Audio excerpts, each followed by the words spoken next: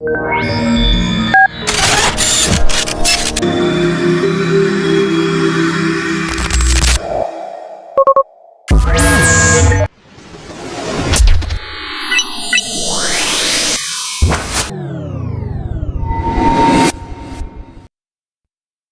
begin by creating a basic spreadsheet in Excel 2013. The steps we follow here can be used in other versions too. In this activity, we'll simply enter some text and numbers. No calculations yet. Before you start, familiarize yourself with the undo feature in case you make a mistake. The undo button is a left-pointing curved arrow at the top of your screen. Clicking it will undo your last action. The redo button, a right-pointing arrow, reverses the undo. Next to the undo button, there's a small arrow. Clicking it shows a list of previous actions, allowing you to undo several steps at once by selecting from the list.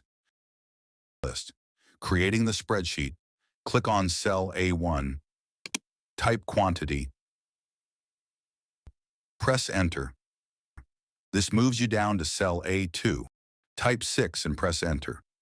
Type 9 in A3, press enter. Type 8 in A4, press enter. Type 12 in A5, press enter. Now you should have something similar to this.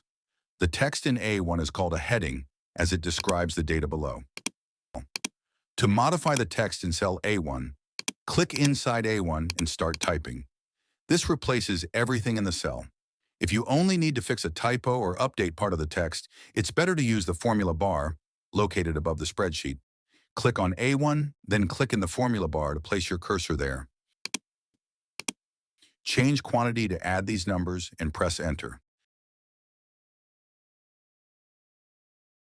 After this, A2 will be the active cell, and the formula bar will display 6. If your new text doesn't fit in A1 and spills into column B, you can resize column A. Move your mouse to the top of column A, where the letter A is. When the pointer changes to a black arrow, move it to the line between column A and column B.